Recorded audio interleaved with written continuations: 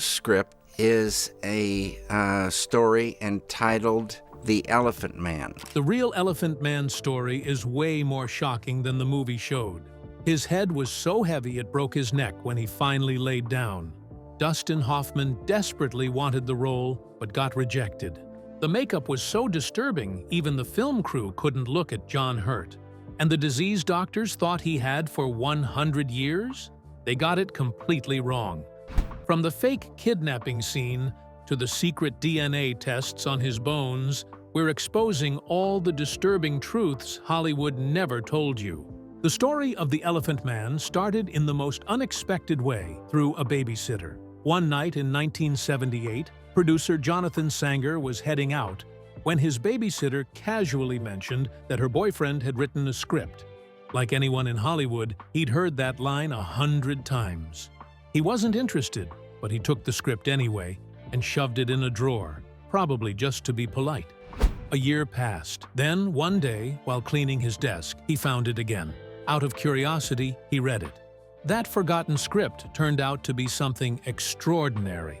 It was about the life of John Merrick, the so-called Elephant Man. Sanger was hooked, and right there, a film began to take shape. He quickly moved to secure the rights. But this wasn't just any script. It was based on a book called The Elephant Man, a study in human dignity. And it needed the right people behind it. One of the most unexpected backers turned out to be Mel Brooks. Yes, the king of comedy. But Brooks didn't want his name anywhere near the credits. He worried that if people saw his name, they'd expect jokes. He wanted the movie to be taken seriously, and he believed in the story so much he put up the money himself. He also protected the film's integrity, especially when studio execs tried to cut out the dreamlike opening and closing scenes. Brooks snapped back, reminding them this was not a group project. It was Lynch's vision. Behind that decision stood Stuart Kornfeld, Brooks's assistant, who had seen something strange and brilliant in a young filmmaker named David Lynch. Kornfeld had watched Eraserhead and was completely blown away. He pushed hard for Lynch to direct The Elephant Man, even though Lynch was practically unknown in the business. When Lynch met with Sanger, the connection was instant. They shared the same taste, the same style, the same need to tell this story in a way that would haunt people. Kornfeld's instinct proved right. Lynch wasn't just the best man for the job, he was the only one who could bring such a strange and beautiful world to life. But Lynch wasn't immediately available. At the time, he was buried in his own dream project, Ronnie Rocket. It was weird, wild, and no studio wanted to touch it. The failure to get that off the ground left him frustrated. But that frustration turned into something unexpected, a willingness to take on someone else's story. And in The Elephant Man, Lynch saw echoes of the same themes he was exploring: twisted landscapes, isolation, physical deformity, the surreal meeting the real. So he stepped in. Not everyone got on board so easily. Right after his Oscar-winning performance in Kramer vs. Kramer, Dustin Hoffman wanted to play the lead in The Elephant Man. He pushed hard for the role, but producer Jonathan Sanger said no. He didn't think Hoffman was the right fit, not because of talent, but because of his fame. Sanger worried people would spend the whole movie trying to find Dustin Hoffman underneath all the makeup. He believed the story of John Merrick needed someone less familiar, someone who could disappear into the role completely. That's when everything started falling into place for a very different actor. At the same time, John Hurt was stuck in the middle of one of the most chaotic film sets in Hollywood history. He was shooting Heaven's Gate, a movie so troubled it was falling apart while being made. The delays were endless. Cameras would roll, then stop, sometimes for days. During one of those long breaks, Hurt got the offer to play Merrick. With some luck and careful planning, he stepped away from the disaster of Heaven's Gate, shot all his scenes for The Elephant Man, and then went right back to Cimino's set. It was the kind of coincidence that only happens in the film world, and it gave Hurt the role that would define his career. But Hurt almost didn't get the role at all. David Lynch, the film's director, originally had someone else in mind. He wanted Jack Nance, the actor from his first movie, Eraserhead. Lynch trusted Nance. They had a close creative bond, and Lynch believed Nance's face could express deep emotion with barely a word. But everything changed when Lynch saw The Naked Civil Servant. Hurt's performance in that film stopped him in his tracks. He saw how Hurt could vanish into a character, how he could turn pain and isolation into something beautiful. That one performance made Lynch change his mind. Even Anthony Hopkins had his doubts at first. He was set to play Dr. Trevis, but he didn't know what to make of Lynch. All he knew was Eraserhead, and that movie didn't exactly scream safe bet. But then he read the script. He saw the emotional weight of Trevis's relationship with Merrick, and something clicked. Still, he wasn't sure until he met Lynch in person. They talked for hours. Lynch poured his heart into explaining the story and his vision. By the end of that meeting, Hopkins was all in. Getting the rest of the cast was just as unexpected.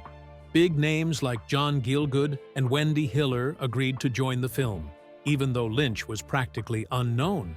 He wasn't a household name, he wasn't from the British theater world, but there was something about the story, something in the script that drew them in.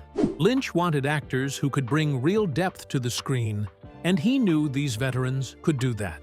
They trusted the material, and somehow they trusted him too. When The Elephant Man came out in 1980, no one expected it to do well. It was black and white. It told the story of a severely deformed man in old Victorian London, and it was directed by a guy who only made weird, artsy films before this. But somehow it clicked. The movie made over $26 million in North America, even though it only cost $5 million to make. That made it the biggest hit of David Lynch's career. People were drawn to how different it looked. While the rest of Hollywood was chasing flashy color blockbusters, this film used shadows and grays to pull people into a cold, industrial world. It felt real. Lynch went from cult filmmaker to mainstream director almost overnight. Even Mel Brooks, who produced the film, hid his name from the credits. He didn't want anyone thinking it was a comedy. That was smart. The movie worked because nobody saw it coming. And just like that, Lynch was being offered a Star Wars movie. The success wasn't just about money. In Britain, the film swept through the BAFTAs. It won Best Film. John Hurt, buried under heavy makeup, still managed to move people with his eyes and voice. And he won Best Actor. The sets were so authentic that they earned a Best Production Design Award too. The whole thing looked and felt like 1800s London, with its dark hospitals and grimy streets. And for the British audience, that mattered. This was their story, after all. The real-life Joseph Merrick had lived and died there. The film's many nominations for writing, editing, and direction showed that the industry didn't just respect it, they admired it. But in America, something strange happened. The Elephant Man got 8 Oscar nominations, tying with Raging Bull for the most that year. Best Picture, Best Director, Best Actor, Best Screenplay. And yet, it didn't win a single one. Not even for makeup, which seemed like a guaranteed win. People were furious. Makeup artists wrote to the Academy demanding an honorary award. They didn't get it, but the outrage led to something even bigger. The following year, the Oscars finally added a new category, Best Makeup. That never would have happened if The Elephant Man hadn't been snubbed. Its biggest impact wasn't just emotional, it literally changed the Academy itself. Then, 40 years later, something beautiful happened. In 2020, just as the world was about to shut down from COVID, a brand new 4K version of the film was released. It wasn't just a basic re-release, this was a full restoration from the original film reels. Every frame was cleaned and corrected under Lynch's watchful eye. He personally made sure it looked exactly the way he always wanted. The new version revealed details that had been lost for decades. Textures, shadows, light, now brought back to life. Even though theaters were closing around the world, the film still found its audience. People streamed it, bought it, and collectors lined up for the special edition with art cards and a pop-up church. The movie had returned, more powerful than ever. And just like when it first came out, it left people stunned. Some movies age, but The Elephant Man somehow grew stronger with time. When John Hurt agreed to play Joseph Merrick in The Elephant Man, he didn't just take on a role, he signed up for something that would test his body and mind in ways few actors ever experience. Every morning, he had to be on set at 5 a.m. And from that moment, his day turned into a long battle with prosthetics and exhaustion. The makeup alone took up to 9 hours to apply. That meant John wouldn't even start filming until the afternoon. And once shooting began, he had to stay in that heavy makeup until late at night, sometimes until 10 p.m. Even after the cameras stopped rolling, he had to sit through 2 more hours just to get it all removed.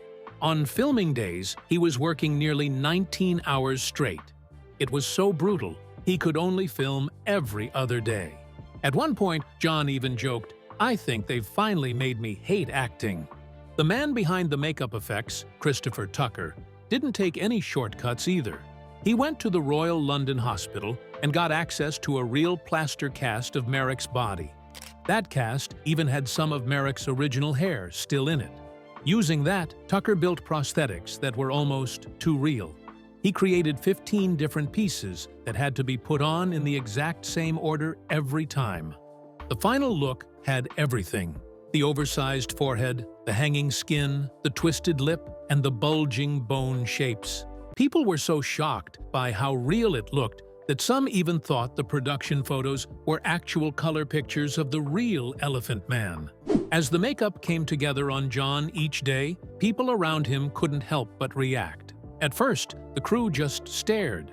Then they looked away. Some even said it felt like time traveling back to the 1800s, when people first saw the real Merrick and didn't know what to make of him.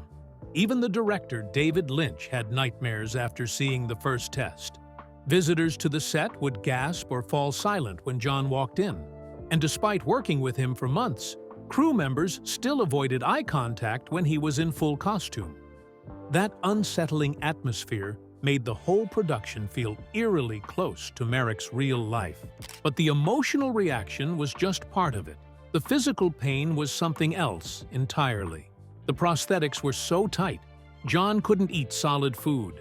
He had to sip his meals through a straw. The headpiece alone weighed almost 20 pounds, and by the middle of each day, it caused his neck to ache badly. He could barely turn his head. The glue on his skin caused rashes. He could only see out of one eye, and the layers trapped so much heat that he was constantly sweating. By the end of filming, he had lost 12 pounds. He later said it felt like being buried alive. Still, he pushed through it all and gave a performance that would earn him an Oscar nomination. Getting the voice right was another massive challenge. John didn't just guess what Merrick might have sounded like. He worked with experts who had studied Merrick's skull. They found that Merrick was partly deaf and had a mouth so deformed he could barely move his tongue. To recreate that, John wore a special dental plate and spoke with his mouth partly closed. His head tilted to one side and his voice pushed through tight spaces. He trained for hours each day, even though it hurt his throat. Finding Merrick's voice, he said, was harder than wearing the makeup, but it mattered to him. He wanted to make sure Merrick came across as both fragile and intelligent. In the end, medical experts praised the performance for being eerily close to how the real Merrick would have sounded. In the movie The Elephant Man, the story feels deeply emotional, but not everything you see on screen actually happened. One of the biggest mistakes is right in the name. Joseph Merrick, the real man behind the legend, is called John Merrick throughout the film. This wasn't a random choice. It came from an old memoir written by a doctor who once treated him. He got the name wrong, and that mistake just kept getting repeated in books and movies until it became fact. Even when evidence showed the correct name, people ignored it because the wrong one had already stuck. The character of Mr. Bites, the cruel showman in the film, is another invention. In real life, the man who exhibited Merrick was named Tom Norman. Unlike the violent drunk we see on screen, Norman was more of a businessman than a villain. He didn't abuse Merrick or keep him locked away. Their time together was short, just a few weeks, before the police shut the show down. Norman later went on to run other shows and raise a large family, but the movie needed a bad guy, so it twisted his story into something much darker than it really was. Then there's the night porter, a man in the hospital who sneaks people in to gawk at Merrick while he's supposed to be resting. This character never existed. There's no proof anyone at the hospital treated Merrick like that. But the filmmakers added him to make a point about how cruel people can be, even in places where Merrick was supposed to be safe. The scene where he forces Merrick to drink and puts him on display again never happened. It was just made up to create more drama. The film also turns Merrick's connection with actress Madge Kendall into something it wasn't. In the movie, she visits him often, talks to him kindly, and even shows him her body in a bizarre moment meant to show his innocence. None of that happened. She helped raise money for his care, but there's barely any record of them meeting in real life. Still, the movie paints this beautiful bond between them, making it seem like Merrick found friendship in high society. It's touching, but it's not true. And the most extreme part? That terrifying kidnapping scene. The one where Merrick is dragged away by bites, stuffed into a cage, and forced to live among monkeys. All of it completely fictional. Merrick was never taken from the hospital. He wasn't rescued by kind-hearted circus performers. That whole sequence was invented for emotional effect, to shock the audience and show how far he had come from being treated like an animal. Joseph Merrick didn't want pity. He wanted to be understood, and the best way he tried to do that was through a small, cheaply printed pamphlet he sold during his exhibition days in the 1880s. It wasn't fancy, but it told his truth. He wrote about how the deformities began when he was just 3 years old, starting with small bumps on one side of his body. Over time, they grew worse. He also shared how his life turned even harder after his mother died when he was 12. His stepmother didn't treat him kindly, and soon he was out on the streets. He said he was mocked so badly that he'd rather starve outside than go home to eat. It's painful to read, but these were his own words, far more honest than the dramatic stories made up later in plays and films. One part of the pamphlet stayed with everyone who read it. It included a short poem that Joseph often repeated in his letters. "'Tis true my form is something odd, but blaming me is blaming God." These lines became his way of saying, "This isn't my fault, but I still matter." He would sign off letters to wealthy visitors at the hospital with it, holding on to a sense of dignity that no deformity could take away. Joseph's time in exhibitions is often portrayed as cruel, but the man behind his final public show, Tom Norman, was not the villain people think. Norman used the loud and flashy tactics that were common in Victorian England, standing outside his show in London and calling out, "He's not here to frighten you, but to enlighten you." He believed that a good story was more powerful than the exhibit itself. Unlike the version in the old memoirs that painted him as a greedy drunk, Norman said he helped Joseph earn a living and gain independence. Their time working together was short, only a few weeks, before police shut the exhibit down. Norman kept working in the show business world and later became an auctioneer. He had a big family, and some of his kids even followed in his footsteps. He always pushed back against the idea that he had mistreated Joseph, and his version of events paints a more complicated, human picture. What broke many hearts was the way Joseph slept. His head was massive, about 91 centimeters in circumference, over half again the size of a normal head. It was so heavy that if he tried to lie down, it would tilt backward and make it hard for him to breathe. So he slept sitting up, curled tightly with his arms around his legs and his head resting on his knees. He told his doctor, Frederick Trevis, that his greatest wish was to sleep like other people. In the end, that wish cost him his life. One day in April 1890, Joseph lay down in bed, possibly thinking he could finally rest like everyone else. But the weight of his head caused it to fall backward, dislocating his neck and killing him instantly. He was only 27. Travis later said that Joseph died because of the one thing he wanted most, to feel normal, if only for a night. There was another part of his story that captured people's imaginations, though it wasn't true. Joseph had written that his deformities came from his mother being frightened by an elephant while pregnant with him. The story fit neatly into the old belief that shocks during pregnancy could affect a baby's appearance. The idea that an elephant caused his condition was dramatic, mysterious, and perfect for theater. It ended up in plays and movies, even though doctors later proved it wasn't possible. In truth, modern science pointed to something else entirely.